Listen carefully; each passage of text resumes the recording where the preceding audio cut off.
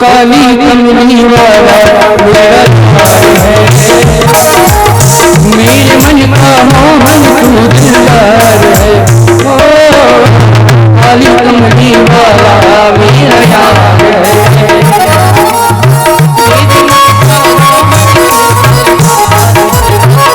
तू मेरा यार है, मेरा दिलदार है, तू मेरा यार है, मेरा दिलदार है। काली कमली वाला मेरे मन का मोहन तू दिलदार है। ओ काली कमली वाला मेरा यार है, मेरे मन का मोहन तू दिलदार है।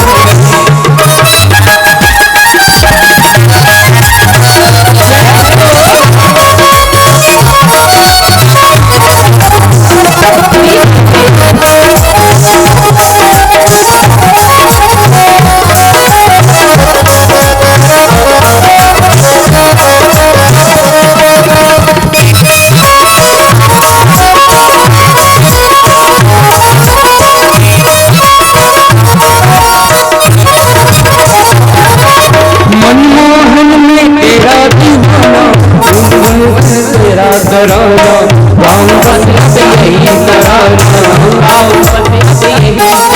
वो मनमोहन में तेरा दीवाना, गाँव बस यही तराना, गाँव बस यही तराना, गाँव बस यही तराना। श्याम सलोनी तू मेरा निस्वार है, श्याम सलोनी तू मेरा निस्वार है, मेरे मन का मोहन दिलदार है। काली कमली वाला मेरा यार है, मेरे मन का मोहन तू दिलदार है, तू मेरा यार है, मेरा दिलदार है, तेरा यार है।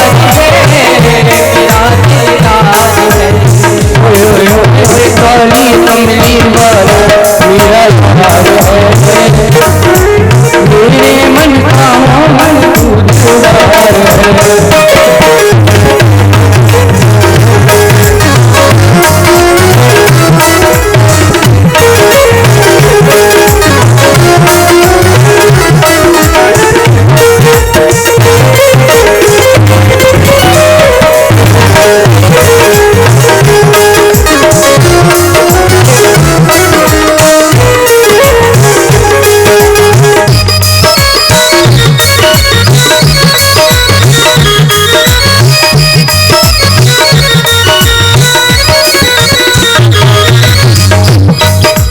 तुझको अपना मान लिया है, ये जीवन तेरे नाम किया है, ये जीवन तेरे नाम किया है, ये जीवन तेरे नाम किया है।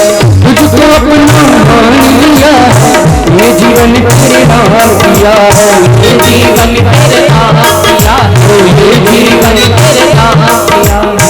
ये हाथ जीवन की तलवार है, तेरे हाथ जीवन की तलवार है,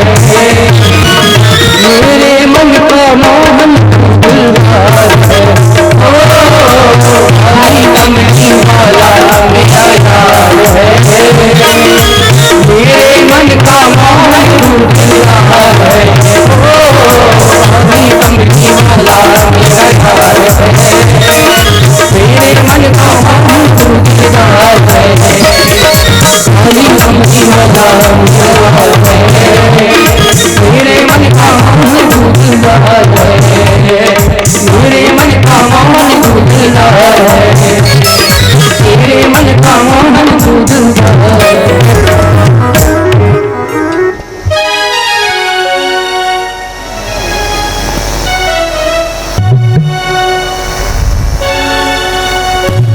हम सब लोग भागवत की दिव्य संगीता सुनने के लिए एकत्रित हुए।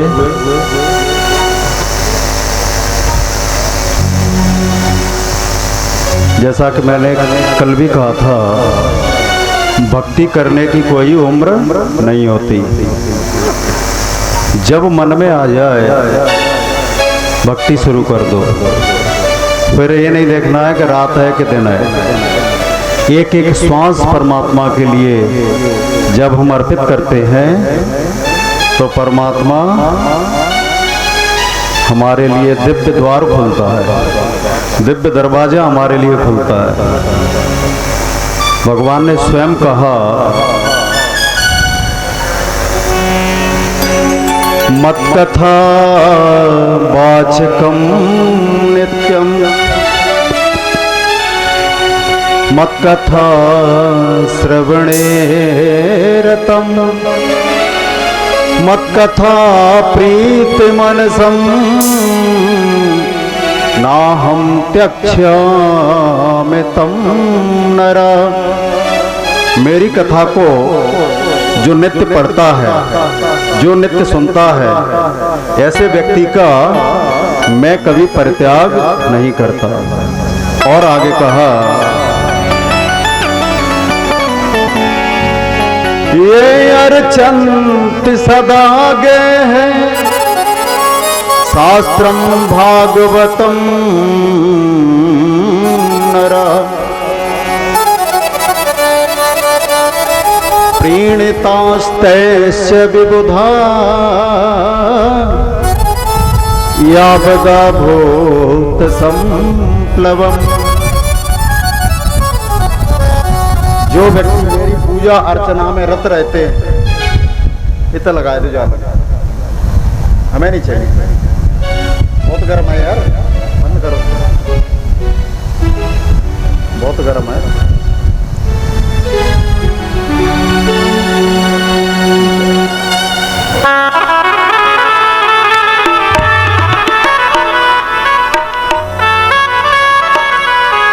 ये अर्चंत सदा गेहे शास्त्रम भागवतम नरा,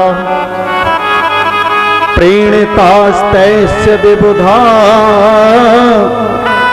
यावदा भूत संप्लवम। जो व्यक्ति मेरी पूजा अर्चना में हमेशा रत रहते हैं, मैं उनका कभी परित्याग करता ही नहीं।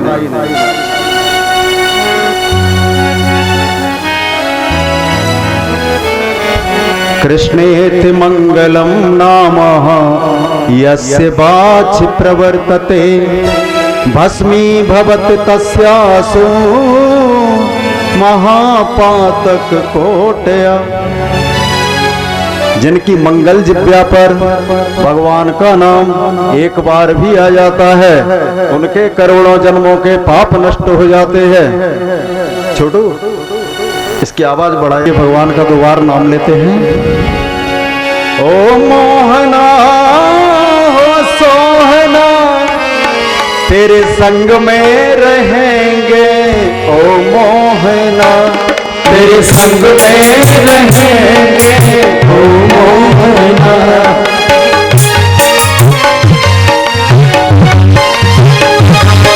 तेरे संग में रहेंगे। ओ मोहना, ओ मोहना, ओ मोहना, तेरे संग में रहेंगे। ओ मोहना, तेरे संग में रहेंगे। ओ मोहना।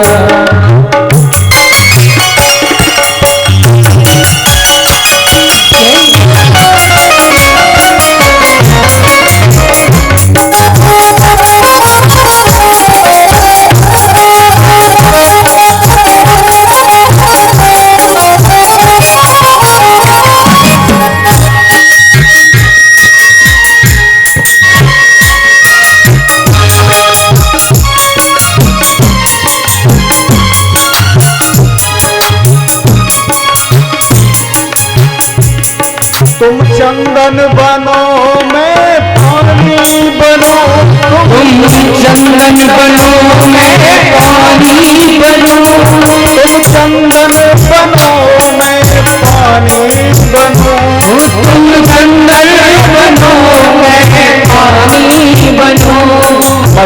दुख पे मिलेंगे ओ मोहना, तुम हर दुख पर मिलेंगे ओ मोहना, तेरे संग में रहेंगे ओ मोहना, तेरे संग में रहेंगे ओ मोहना।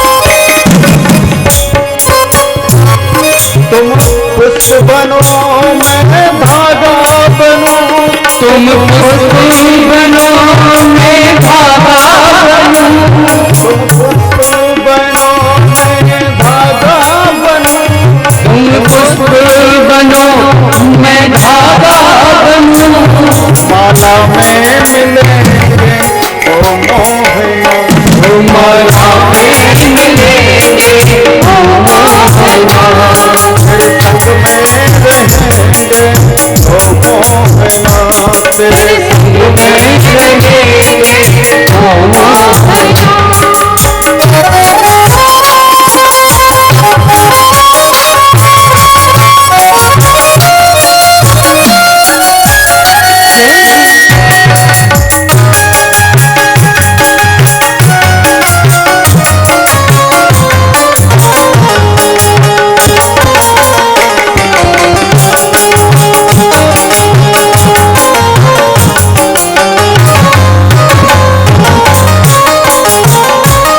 तुम पुष्प बनो मैं हार बनूं, तुम पुष्प बनो मैं धागा बनूं, तुम पुष्प बनो मैं धागा बनूं, तुम पुष्प बनो मैं धागा बनूं, ओ माला पे मिलेंगे ओ मोहना, माला पे मिलेंगे ओ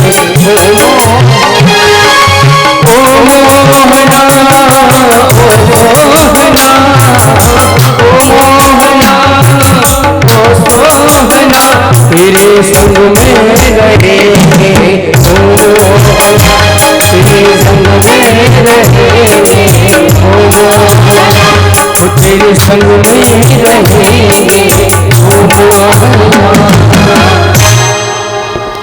बोलिए श्री सुखदेव महाराज की जय।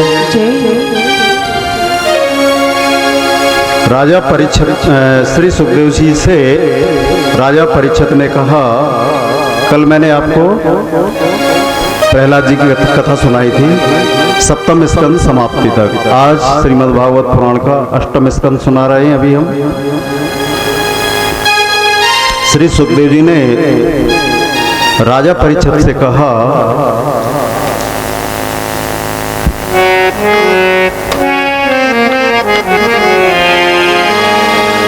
आसीद गिरबरो राजंस्त्र कूटयते विश्रुता,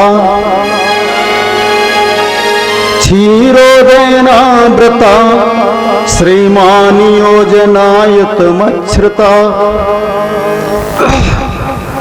राजन त्रिकूट पर्वत पर एक बहुत बलवान हाथी रहता था। उसकी अनेक पत्नियां थी 100-150 पत्नियां, 100-150 बच्चे, भरा पूरा परिवार था। जब वो हाथी इतना बलशाली था, जब वो हाथी जंगल में निकलता था तो सारे जंगल के जितने जीव थे वो सब उसकी जय जयकार करते थे। एक दिन गर्मी के मौसम में हाथी को प्यास लगी। सभी हाथियों का झुंड अपने पूरे परिवार के साथ एक सरोवर में जल पीने के लिए गया। पानी पी करके प्यास बुझाई, बाद में जल क्रीड़ा करने लगा। सब जल क्रीड़ा कर रहे हैं। उसी जल क्रीड़ा के बीच में एक मगरमच्छ ने उस बलशाली हाथी का पैर पकड़ लिया। काफी प्रयास किया गजेंद्र ने कि किसी तरह से छूट जाऊं, पर सफलता नहीं मिली। संत इस बात का बड़ा सुंदर एक अर्थ बताते हैं। हम सब गजेंद्र हैं, त्रिकूट पर्वत है, सत रज तम, इसके ऊपर हम अपनी पूरी जिंदगी चला रहे हैं, इस पर हम निवास करते हैं। ये संसार रूपी सरोवर जिसमें हम सब रह रहे हैं, अपने अपने अभिमान में हम सब तन्मय हो रहे हैं। फिर एक दिन काल रूपी मगरमच्छ आता है, वो आकर के पैर पकड़ लेता है हमारे। देखो, जब हम मृत्यु के नजदीक होते हैं, उस समय सबसे पहले हमारे पैर ही कमजोर होते हैं। एक संत इसका दूसरा अर्थ बताते हैं, वे कहते हैं कि गजेंद्र है मन, और उसकी पत्नी है और बच्चे हैं, ये सब जो इंद्रियां हैं, ये मन संकल्प विकल्प करता है। संकल्प विकल्प करता हुआ इसी सरोवर में विचार मंथन में भ्रमण करता रहता है। फिर एक दिन मृत्यु रूपी मगरमच्छ आकर के पैर पकड़ता है। उस समय सिर्फ परमात्मा का नाम ही हमें बचा सकता है। यह है इस कथा का महत्व। सांसारिक विषयों में आसक्त होकर हम काम सुखों का उपभोग करते रहते हैं। रात दिन काम के द्वारा हम अपना ही उपभोग कर लेते हैं। तो मगरमच्छ से छूटने के लिए गजेंद्र ने बहुत प्रयास किया, बच्चों से सहायता मांगी, पत्नियों ने अपनी सूंड में सूंड मिला करके अपने पति को खींचना चाहा, लेकिन खींच नहीं पाई। कुछ देर सहायता करने के बाद वो वापस होने लगे, सब अपने घर के लिए। तो गजेंद्र ने रोका। गजेंद्र ने कहा, अरे बेटा कहाँ चल दिए आप? पत्नियों से कहा, अरे वो धर्म पत्नी, अभी तक मैंने तुम्हारा साथ दिया, अब आप कहाँ छोड़ के जा रही हो? पत्नियां बोले, हमें घर पे और भी तो काम करने हैं, आप तो महाराज बुरे फंस गए हो, आप नहीं निकल रहे तो क्या हम यहीं थोड़े ही खड़े रहेंगे? पत्नी बच्चे सब छोड़ के चले गए। गजेंद्र अब हो गया निराधार। व्यक्ति जब निराधार हो जाता है तब वो आर्त पुकार करता है। जब तक संसार में उसे सहारा रहता है तब तक वह आर्त नहीं होता, और जब आर्त पुकार होती है तो परमात्मा दौड़ के सहायता करता है। दुख भरी पुकार, करुण पुकार परमात्मा जब सुनता है। तुलसीदास लिखते हैं,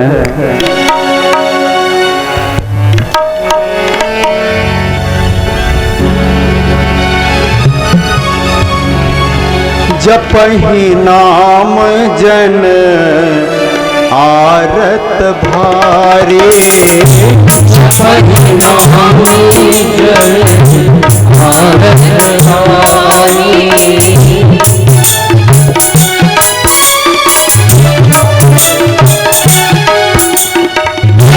जपहि नाम जन भारत भारी, जपहि नाम जन भारत भारी, मिटहि कुसंकट होए सुखारी, मिटहि कुसंकट होए सुखारी, नाम जन भारत भारी, मिटहि कुसंकट होए सुखारी, जपहि नाम जन भारत भारी, मिटहि कुसंकट होए सुखारी।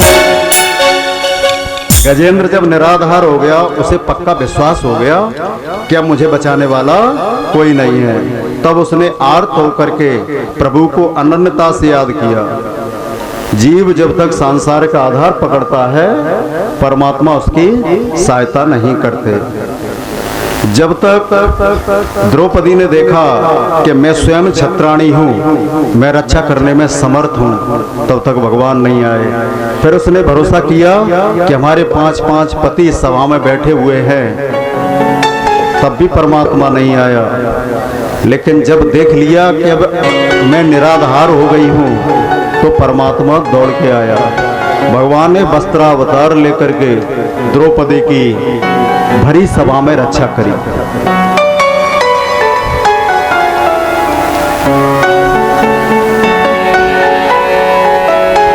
निर्बल के बलराम सुनेरी मैंने, निर्बल के बलराम,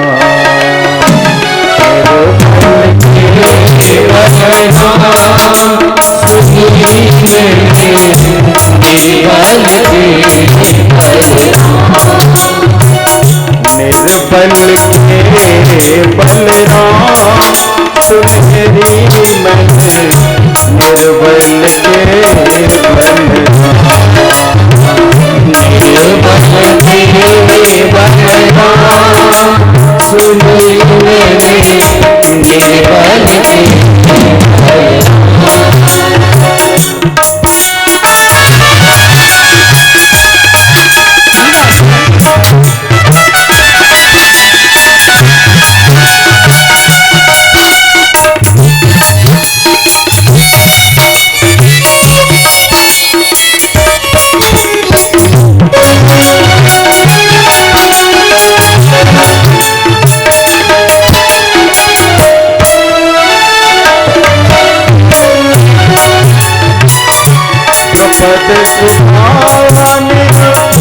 बल भई था देने,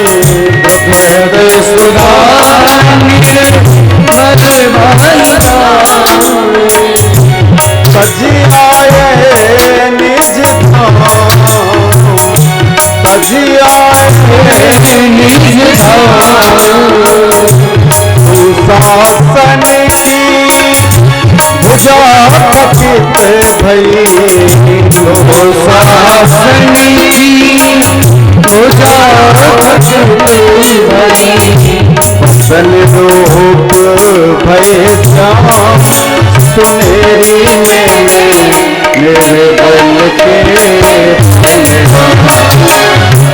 बसन रूप भय श्याम सुनेरी मैंने, निर्बल के बलराम, निर्बल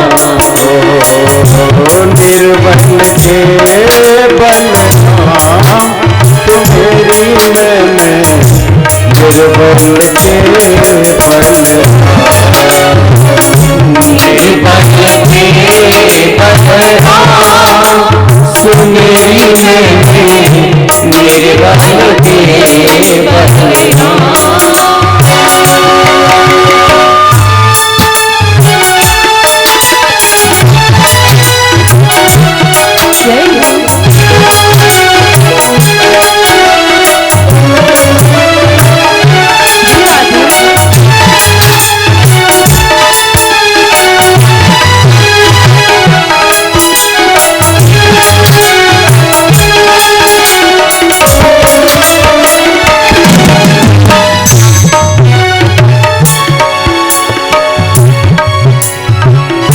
जब लग गज अपनो बल बर तो, जब लग गज अपनो बल बर तो, एक बनो नहीं एक बनो नहीं निर्बल है बलराम पुकारे,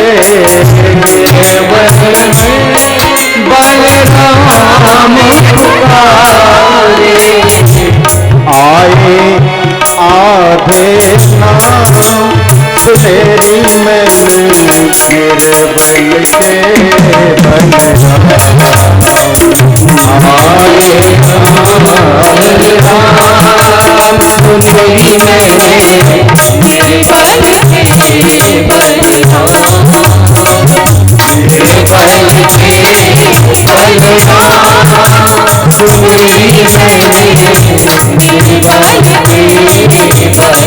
बलराम, निर्बल के बलराम सुनेरी मैंने, निर्बल के गजेंद्र ने आर्त होके निर्विकार निर्विशेष परमात्मा को याद किया। गजेंद्र ने अनन्यता से भगवान की बड़ी सुंदर स्तुति करी है। ओम नमो भगवते तस्मै यथा एतत् चिदात्मकम् पुरुषायाद बीजाय परेशायाभिधीमहि निर्विशेषाय साम्याय नमो ज्ञान घनाय च सर्वेन्द्रिय गुण दृष्टे सर्व प्रत्यय हेतवे। गजेंद्र ने स्तुति में किसी एक स्वरूप का ध्यान नहीं किया, न ब्रह्मा जी का, न शंकर जी का, न दुर्गा जी का, निर्विशेष भगवान की बड़ी सुंदर स्तुति की गजेंद्र ने, जो जगत के मूल कारण है, सबके हृदय में जो विराजमान है, समस्त जगत के एकमात्र जो स्वामी है, जिनके द्वारा इस संसार में चैतन्यता है। मैं उन भगवान को नमस्कार करता हूँ।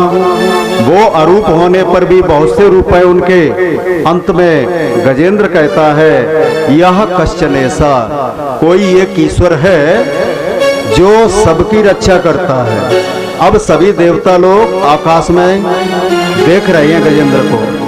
बोला मेरा नाम लेगा गजेंद्र तो मैं रक्षा के लिए जाऊंगा। गजेंद्र ने किसी का नाम नहीं लिया। सभी देवता विचार करते मेरा नाम नहीं लिया तो मैं क्यों जाऊं। भगवान विष्णु ने कहा जो नाम किसी का नहीं है वो नाम मेरा है। गजेंद्र को बचाने के लिए मैं जाऊंगा। लेकिन भगवान आए कब? गजेंद्र की सिर्फ डूबते डूबते, मगरमच्छ पैर खींच रहा है, डूबते डूबते जो भर सूंड रही जल ऊपर तब हरि नाम पुकार।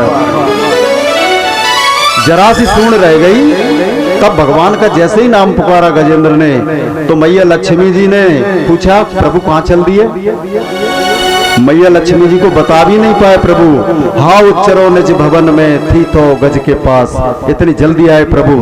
भक्त जब पुकारता है तो भगवान चप्पल जूते भी नहीं पहनते, तुरंत दौड़ते। भक्त की पुकार पर भगवान ऐसे दौड़ते हैं किसी चीज की पहनने की भी आवश्यकता नहीं रहती। और आकर के प्रभु ने गजेंद्र के पास पहुंचे। प्रभु सुदर्शन चक्र से मगरमच्छ का सिर धड़ से अलग कर दिया। गजेंद्र का उद्धार किया प्रभु ने, मगरमच्छ का सिर काट दिया। मेरे गोविंद निराधार के आधार है। गजेंद्र ने भगवान के स्वरूप का ध्यान नहीं किया। वे निर्गुण है या सगुण है, धनुषधारी है, बंशीधारी है, चक्रधारी है, त्रिशूलधारी है। उसने सिर्फ एक ही बात कही, यह कश्चन ऐसा कोई एक ईश्वर है जो सबकी रक्षा करता है। भगवान दौड़ के आए। आर्त भक्तों में गजेंद्र का नाम सर्वोपरि है। 4 प्रकार के भक्त हैं, आरती, अर्थार्थी, ज्ञानी और जिज्ञासु। तो आर्त भक्तों में गजेंद्र का नाम सबसे आगे। गजेंद्र अपने पूर्व जन्म में द्रविड़ देश का पांड्य वंश में जन्मे इंद्रद्युम्न नाम का राजा था। प्रभु के ध्यान में मगन होकर बैठे थे तो अगस्त जी महाराज अपनी शिष्य मंडली के साथ वहां पधारे। तो राजा तो ध्यान में था, उन्होंने स्वागत नहीं किया तो अगस्त जी को लगा कि इसने मेरा अपमान किया है। उन्होंने राजा को श्राप दे दिया कि तुम्हें, अगस्त जी ने श्राप दिया कि एक तो वो संत थे, दूसरे प्रभु के अनन्य भक्त। उसने अगस्त जी ने श्राप दे दिया, अरे मूढ़ राजन, तू मेरे को देख करके ऐसे ही बैठे रहा इसलिए तुझे हाथी की जड़ योनि प्राप्त होगी। उसी श्राप के कारण आज गजेंद्र हाथी बना और मगरमच्छ से भगवान ने गजेंद्र का उद्धार किया, बचा लिया। पूर्व जन्म में गजेंद्र ने काफी भक्ति की थी। भक्ति के कारण गजेंद्र ने सुंदर स्तुति करी थी। इस प्रसंग से हमें शिक्षा मिलती है कि हम संसार में रहे भक्ति करते रहें। भक्ति जन्म जन्मांतर फलती है। संसार में रहो पर लिप्त होने की आवश्यकता नहीं है। संसार को अपने में मत घुसने दो। संसार में तुम भले ही घुसे रहो, लेकिन संसार हम में नहीं आना चाहिए। यही शिक्षा हमें मिलती है। इससे भक्ति कभी व्यर्थ नहीं जाती। संतों का सम्मान निश्चित रूप से करते रहना चाहिए।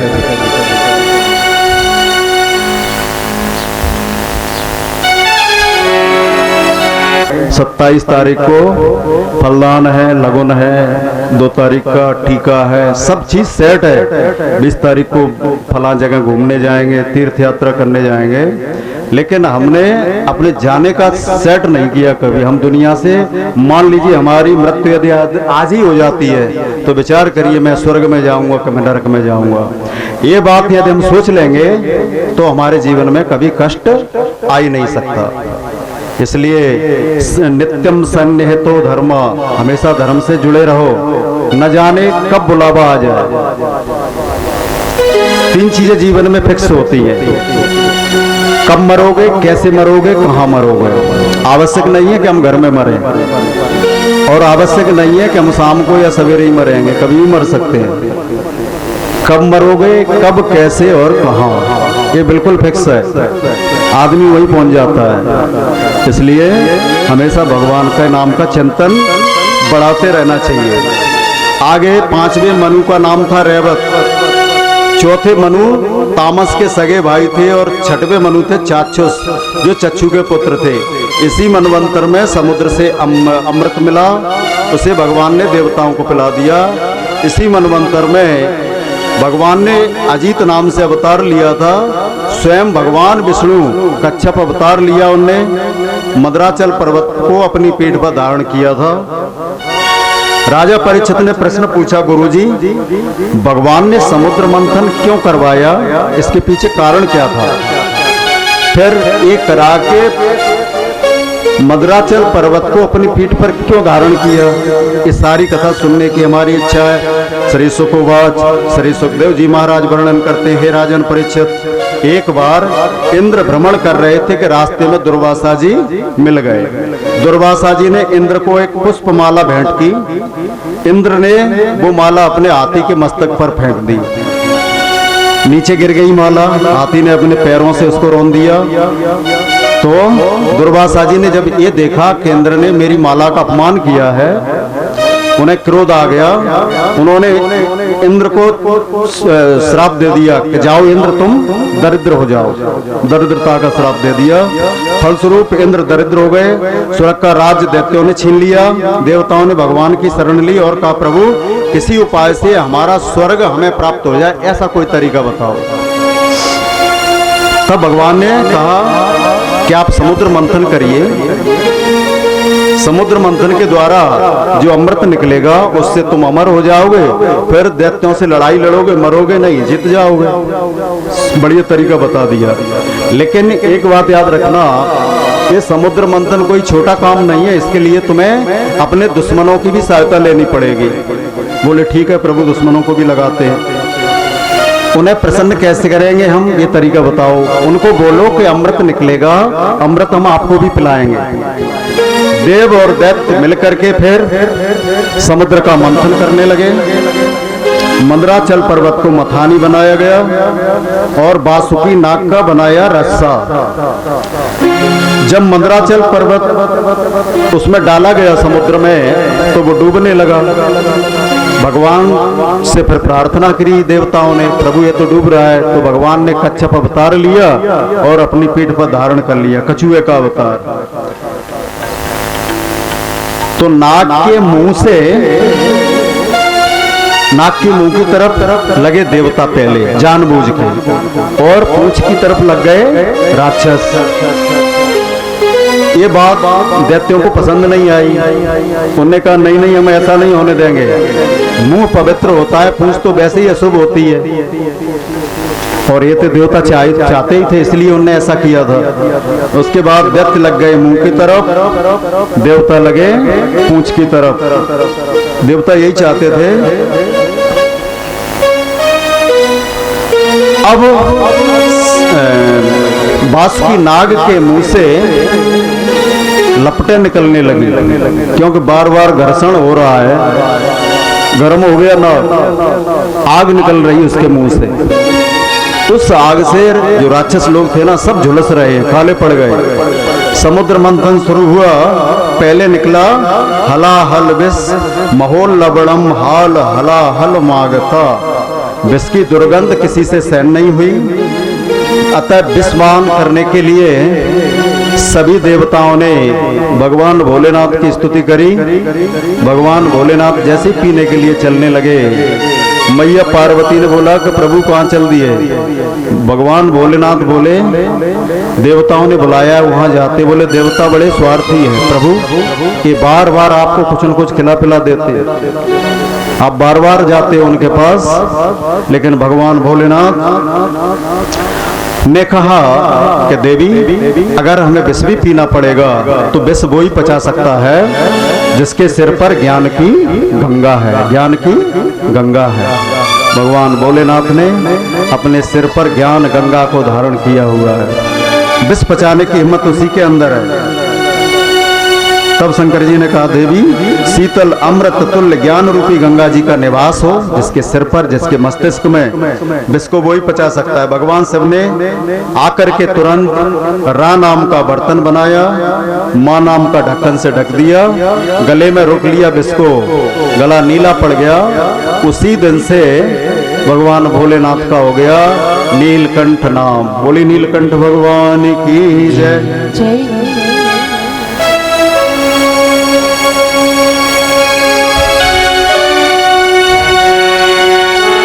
नाम प्रभाव जान से बनी को, नाम प्रभाव जान से बनी को, नाम प्रभाव जान से बनी,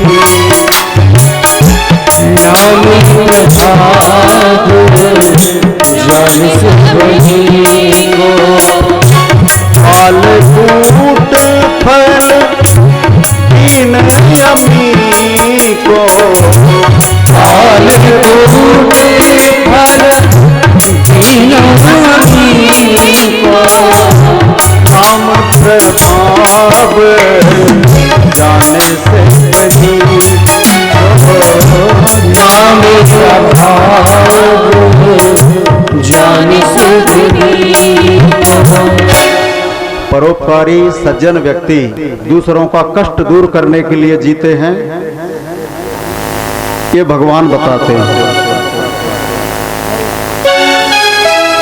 वास्तव में देखा जाए ये समुद्र मंथन है क्या, इसके बारे में थोड़ा विचार करते हैं। देखिए संसार समुद्र है, मन है मद्राचल पर्वत पर, पर्वत और माया मोह रूपी रस्सी है, वो वासुकी नाग है।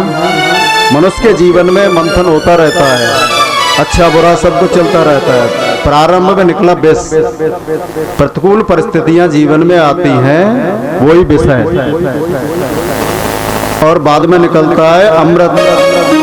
विष वही सहन कर सकता है जिसने ज्ञान को अपने धारण पर, सिर पर धारण किया हो। विष को पियोगे तो नीलकंठ बन जाओगे। कहने का मतलब, घर में जब बुरी परिस्थितियां आए, घर में जब कुछ गड़बड़ हो, तो घर के मुखिया का कर्तव्य है उन विषम परिस्थितियों में धैर्य धारण करते हुए दूसरों को भी समझाएं, दूसरों को भी संयम पूर्वक रहने की सलाह दें और बुरी परिस्थितियों को सहन करें। घर का मुखिया कैसा होना चाहिए पता है? मुखिया मुख सो चाहिए, खान पान को एक, पाले पोसे सकल अंग, तुलसी सहित विवेक। ज्ञानी होना चाहिए घर का मुखिया, बेवकूफ आदमी नहीं होना चाहिए। घर का मुखिया ज्ञानी हो, सब घर में, पूरे घर में समता रखता हो, कोई भी समता ना हो उसके जीवन में, वो होता है घर का मुखिया। विष सहने की शक्ति देती है क्या चीज? दूसरों को जब बांट के खाओगे पियोगे संग्रह करके यदि रखोगे तो ठीक नहीं होगा। आगे समुद्र मंथन फिर शुरू हुआ। देवता और दैत्य दोनों प्रसन्न हो गए। क्यों हो गए? क्योंकि उन्हें पता था विष हम लोग नहीं पचा पाएंगे। भोले बाबा ने आके सहायता कर दी। भोले बाबा विष का पान कर गए। देवता और दैत्य दोनों प्रसन्न हो गए कि शंकर जी ने विष पान कर लिया। समुद्र मंथन फिर शुरू हुआ। इसके बाद कामधेनु निकली, वह गाय ऋषियों को दे दी। उसके बाद उच्चैश्रवा घोड़ा निकला जो इंद्र को दे दिया। फिर कौस्तुभ मणि निकली जो अजित भगवान ने अपने वक्ष स्थल पर उसको धारण कर लिया। सुखदेव जी ने कहा राजन परीक्षित, इसके बाद स्वर्ग की शोभा बढ़ाने वाला कल्प वृक्ष निकला। फिर अप्सराएं प्रकट हुई जो देवताओं को दे दिया गया, दे दी गई। फिर शोभा की मूर्ति लक्ष्मी जी प्रकट हुई बरमाला लिए हुए। मैया लक्ष्मी जी मुस्कुराने लगी। देवता दैत्य दोनों मोहित हो गए। बरमाला लिए हुए लक्ष्मी जी कहती हैं,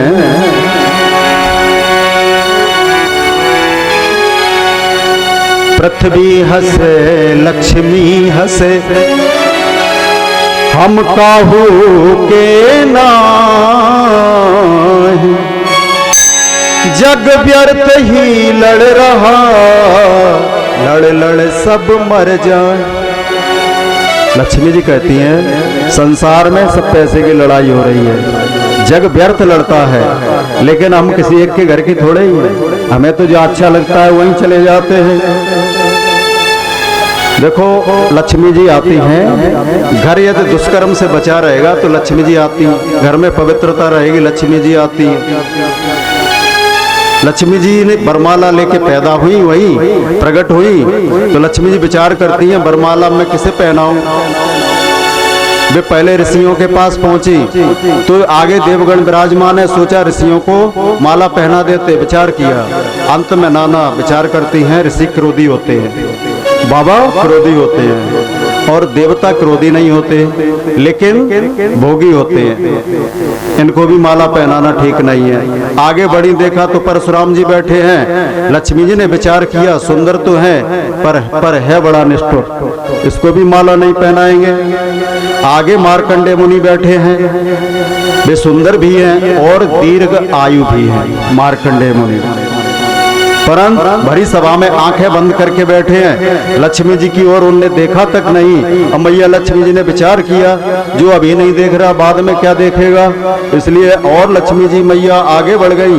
आगे देखा भगवान भोलेनाथ विराजमान है, विचार किया इनका स्वभाव तो मंगल है पर वेशभूषा इनकी जरा ठीक नहीं है, कपड़े वपड़े नहीं पहनते इसलिए ठीक नहीं। प्रोदेशा उसते नव कंज माला, माध्यन मद व्रत बरूथ गिरोपदुष्ठामा। बोलिए लक्ष्मी नारायण भगवान की जय। मंगलम भगवान विष्णु, मंगलम गरुणध्वजा, मंगलम पुंडरीकाक्षाय, मंगलाय तनो हरि। समुद्र मंथन आगे बढ़ा, वारुणी देवी प्रकट हुई जिसे दैत्यों को दे दिया। एक सुंदर पुरुष निकला अमृत कलश लेकर के, जिसका नाम था धनवंतरी। धनवंतरी भगवान अमृत का सुंदर सा कलश लेकर के निकले। दैत्यों ने जैसे ही कलश को देखा एकदम छीन लिया। देवता बेचारे देखते रह गए। दैत्य आपस में झगड़ रहे थे, खींचातानी चल रही थी। इतने में देवता भगवान की शरण में गए तो भगवान ने सोचा अमृत कलश दैत्यों के हाथ में जा चुका है, अब विशेष युक्ति से काम लेना होगा। झगड़ते हुए दैत्यों के बीच में भगवान देवताओं की प्रार्थना पर भगवान मोहिनी रूप लेकर के प्रकट हो गए।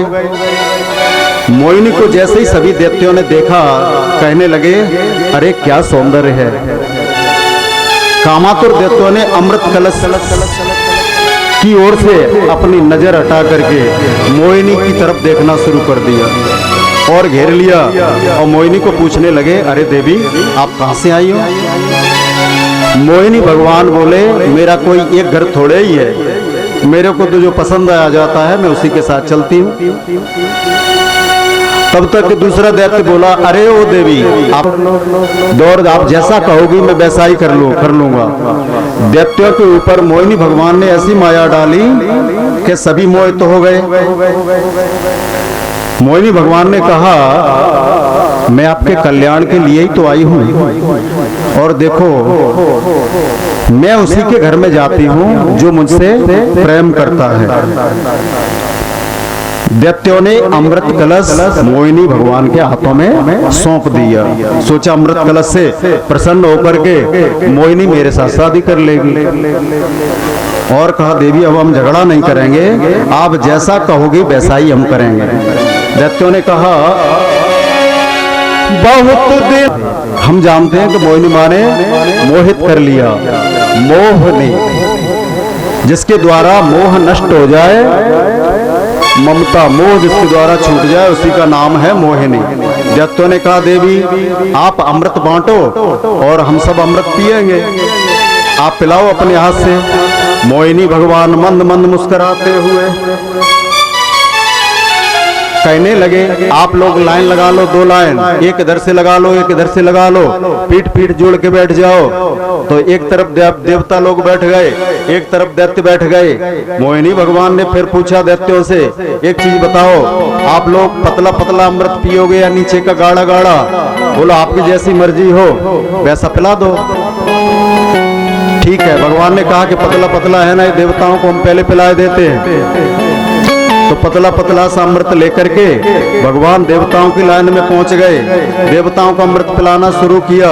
जब अमृत पिला रहे थे तब दैत्यों को कुछ लगा कि मेरे साथ कुछ न कुछ गड़बड़ हो रहा है। उसी समय काफी देर के बाद छलकपट जब उन्हें दिखाई दिया तो राहु दैत्य ने पीछे मुड़ करके देखा कि अमृत कलश तो खाली होने जा रहा है। धीरे से मुड़ गया पीछे की लाइन की तरफ, देवताओं की लाइन की तरफ उसने मुंह कर लिया।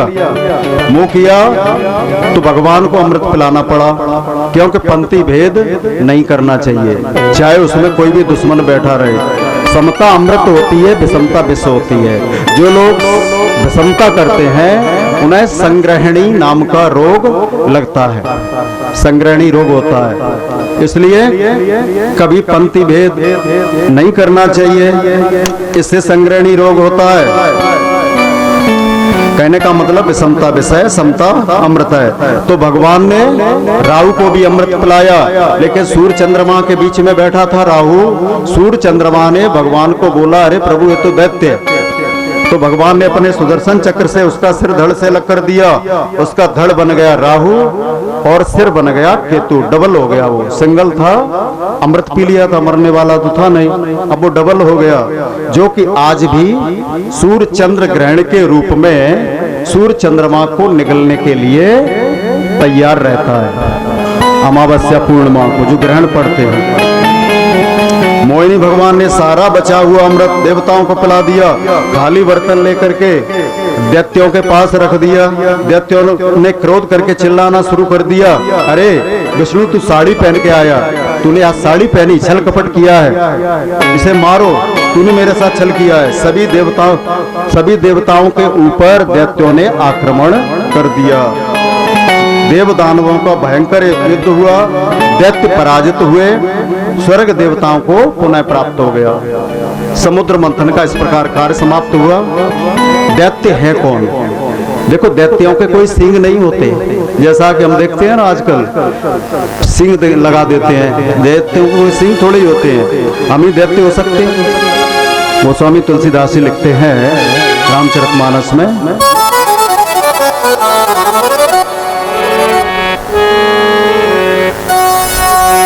बाढ़ खल बहु चोर जुआरा,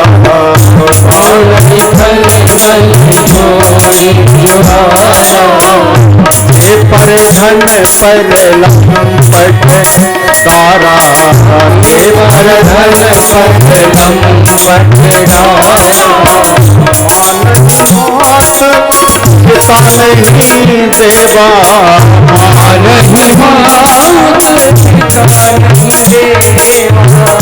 साधन सन कहवा सेवा, साधन सन कहवा सेवा। जिनके ये है आचरण भवानी, जिनके आचरण भवानी, देखा न होने से प्राणी, देखा न होने से चरण प्राणी, देखा न होने से प्राणी, देखा न होने से चरण प्राणी। जो अपने माता पिता की बात नहीं मानते, संत ब्राह्मणों से जो सेवा कराते हैं, दीन दुखियों को जो तंग करते हैं, ये सब क्या है? राक्षस की श्रेणी में आते हैं। तो संयम, सदाचार, सेवा, समर्पण जिनके जीवन में होता है वो देवता हैं। इसके विपरीत जिनकी स्थिति होती है वो देवता नहीं है। जीवन में संयम होना चाहिए, जीवन में सदाचार होना चाहिए, जीवन में सेवा होनी चाहिए। सेवा, संयम, सदाचार और सबसे बड़ी बात समर्पण होना चाहिए। जब तक जीवन में समर्पण की स्थिति नहीं आएगी, समर्पण का मतलब त्याग होना चाहिए। वो स्वामी तुलसीदास जी ने लिखा, परहित सरिस धर्म नहीं भाई, परहित सरिस धर्म नहीं भाई,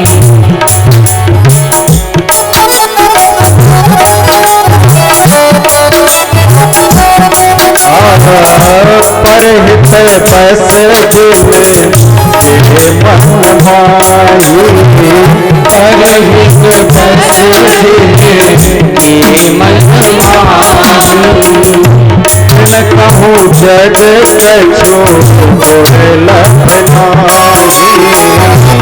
कहूँ जग कछो लखनाई। हम छोटी सी विपत्ति में धैर्य खो देते हैं अपने जीवन में। अनुकूल और प्रतिकूल परिस्थितियां याद रखो हर व्यक्ति के जीवन में आती हैं। अनुकूल परिस्थितियों में हम हंसते हैं और जरा सी भी प्रतिकूल परिस्थिति आ जाती है हम रोने लगते हैं। तो प्रतिकूल परिस्थितियों में जो लोग धैर्य को धारण करके रखते हैं वो होते हैं संयमी पुरुष। संयमी पुरुष यस्त विज्ञानवान भवते एकाग्रे मन से सदा तस्येन्द्रियाणि वश्यानि सदस्वा एव सार्थये। जो संयमी है अपने जीवन में नित्य निरंतर जीवन पथ पर आगे बढ़ते हुए, जीवन में आगे बढ़ते हुए और अपने लक्ष्य की प्राप्ति करते हैं। कहने का मतलब जो छोटी सी परिस्थितियों में नहीं घबराता वो व्यक्ति जीवन में आगे बढ़ता है। तो जीवन में सर्वप्रथम संयम को धारण करें।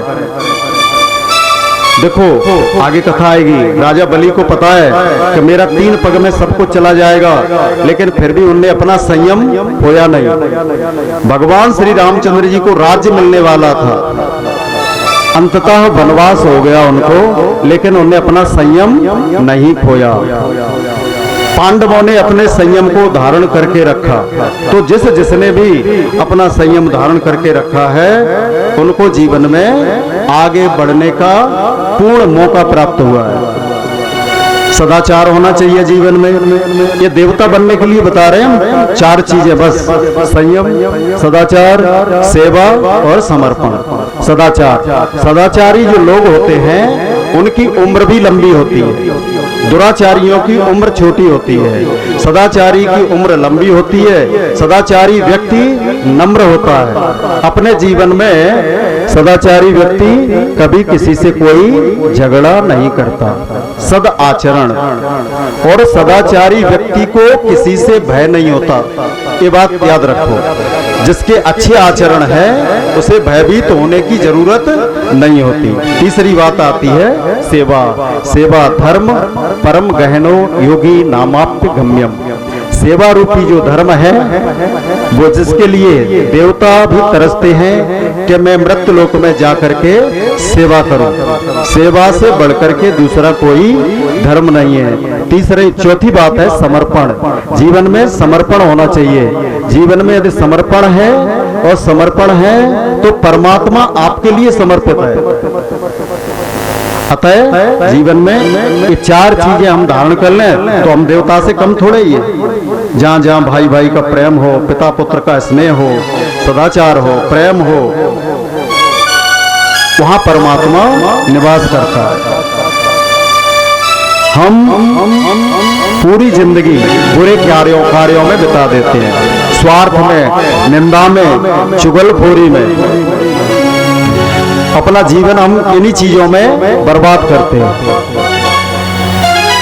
परमात्मा को पहचानने का मौका सत्संग के द्वारा हमें प्राप्त होता है। ये सब होगा तब जब हम तन की पवित्रता, मन की पवित्रता और धन की पवित्रता, तीनों पवित्रता रखेंगे। तीन प्रकार की जब पवित्रता होगी तब हम परमात्मा को पहचान सकते हैं। तन की पवित्रता कैसे होगी? तन पवित्र सेवा किए, सब लोग जानते हैं। तन की पवित्रता, देखो हम बोल तो लेते हैं तन पवित्र सेवा की है, लेकिन एक गिलास किसी को पानी पिला नहीं सकते हम लोग। खूब बोलेंगे, बड़े समाज में बैठ के बोलेंगे, अरे तन की पवित्रता तो सेवा से होती है, लेकिन जब सेवा का मौका स्वयं पर आता है तब वो सारी चीजें छूट जाती हैं। तन पवित्र सेवा किए, धन पवित्र करे दान। बोले पंडित जी दान की बात मत करो, हमारे शास्त्रों में वर्णन है कि 10वें हिस्से का दान करना चाहिए। अब मान लीजिए कोई 10 करोड़ रुपए कमाता है, 1 करोड़ देगा, बड़ा कष्ट होगा उसको, होगा तो बोले 5% कर लो, तब भी 50 लाख होते हैं, 50 लाख जाएंगे तब भी कष्ट होगा। अरे भाई 50% मत करो, 1% कर लो। देखो अपने द्वारा, अपना जो कमाई से किया गया जो दान है वो विपत्ति के समय कवच बनता है व्यक्ति के लिए। भले ही हम 100 रुपए कमाते हैं, उसमें से 1 रुपया जरूर दान करना चाहिए। दान सुपात्र को आप दान करिए, जिसको जरूरत है उसके लिए दान कर दीजिए। तन पवित्र सेवा किए, धन पवित्र कर दान, मन पवित्र उपवास से होई त्रिविध कल्याण।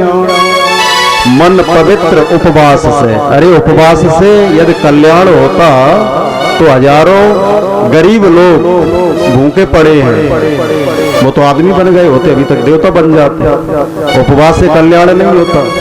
उपवास का मतलब है उपसमीपे तिष्ठति इत उपवासा।